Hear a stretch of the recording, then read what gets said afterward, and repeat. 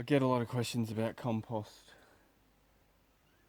The no fuss way of composting is this method that I use. Anyone can do it, and you can compost anything. So there's 3 bays here. They're 1200 by 1200 by 1 metre, so a bit over a cubic metre. I've got a bay up the end there, which is 12 months old, which is finished and ready to be harvested. And then I've got 2 active bays here. So every time I make an entry, I put it in the one with the thermometer in it, and then once I've made an entry in that one, I'll put this one in the next active bay, and then when I come down next time, I know to make an entry in the one with the thermometer in it. And then the thermometer just gives me a gauge as to what's going on, so when I come down the next time, I can see that that what I'm doing is correct. So the thermometer just tells you that everything's on track, and you know you're on track when you're somewhere between 30 and 60, and then the closer you get to 40 and 50, then you're really spot on. Once you get to 40 to 50, you're really spot on, but you can be anywhere between 30 and 60. So that just gives you an idea that what you're doing is correct and nothing's going out of whack. And you're going to find that once you have a consistent method, that those figures are never going to change much. So you don't really need it in the end, but it's always good to have it there just to be certain. So we come over here, and all we do is, say over here with this one, say we were going to come down here, you'd pull the thermometer out, and then you just peel back the material from last time, and you're always adding to the center. If you get a close up here, you'll probably see the steam coming out. I don't know if the camera will pick it up, but there's steam and heat coming out of that.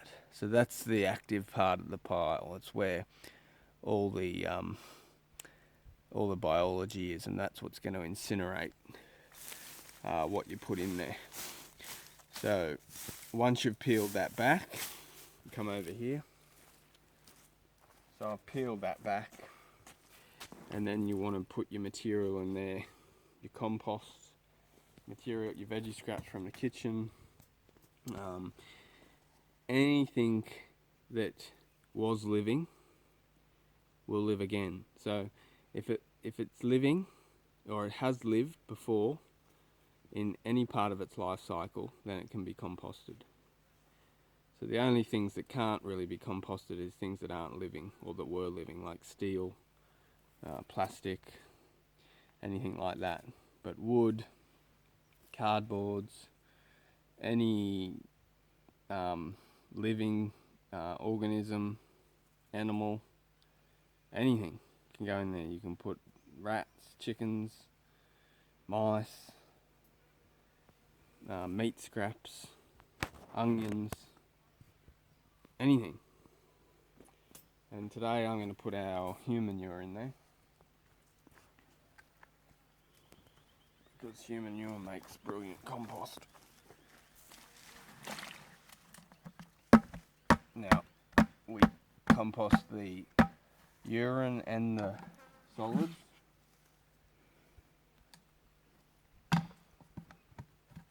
Because compost piles like moisture.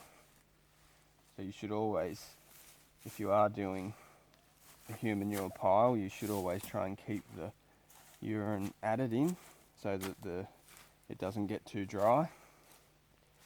And then you just bring some of that material that you pushed aside just around to cover that, and then we bring over the cover material, and this is what really makes the system very efficient and very clean. No smell, no rodents, no bother. It really is that simple. And then that, I can't smell anything now. I got no smell.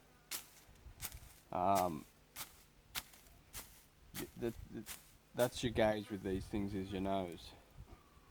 If you're doing things right, then it'll smell right. If you're doing things wrong, it'll smell wrong. If you can smell it, you need more cover material. And that's it. You can do that as many times as you like in a day. You can do it as many times you like in a week. You can add whatever you like into it.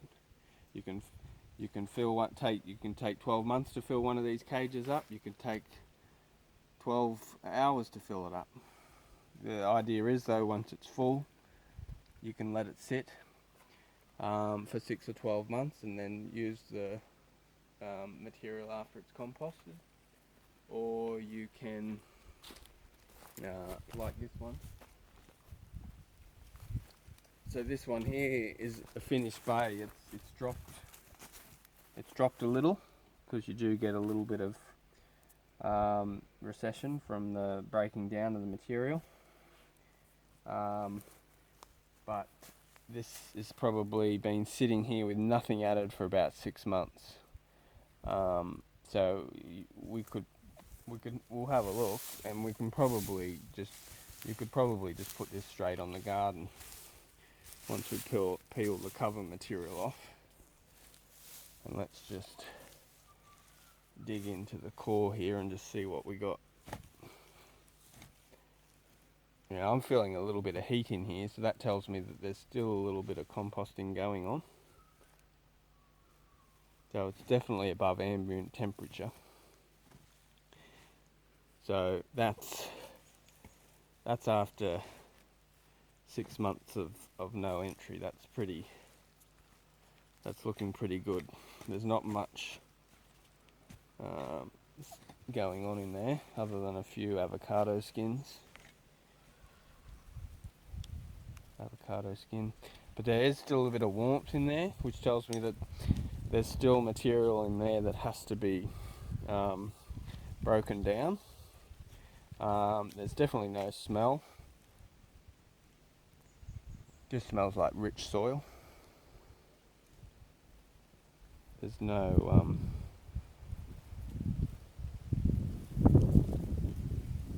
fecal matter or anything in there. It's definitely all broken down, but there is still a little bit of microbial activity in there. So if I did want to use it sometime soon to put on the garden, what I would do is I would turn it 3 times. And usually by turning it 3 times, by the 3rd time, your temperature will be quite stable, and you'll be, once you get to ambient temperature, you know you can use it because everything's finished and the cycle's complete. So what we'll do is we'll just pull this cage off. So this cage will just lift up. 2 people usually, 1 on each side. You just lift the cage up, and then you just put it over here where you've got another space, and then you just grab the material out here, and then you would put it in that cage then, and then you would repeat that 3 times until the cycle was complete, and then you're ready to put it on the garden. Anything you like, vegetables, whatever you want to put it on. And that's your fertility cycle. That's from growing the food, eating the food, excreting the food, using the food, to using the excretion to make fertilizer, putting the fertilizer back on the food, eating the food, excreting the food, back on the as fertilizer, back on the crops, eating the crops. The cycle's just constantly, it's a perpetual cycle. It doesn't ever get broken. Nothing gets exported somewhere else, and nothing gets wasted. And any imports that come in just add to the fertility, because that's an import that you're not producing on your area, So it increases the fertility when you bring the imports in, and then they add to the system.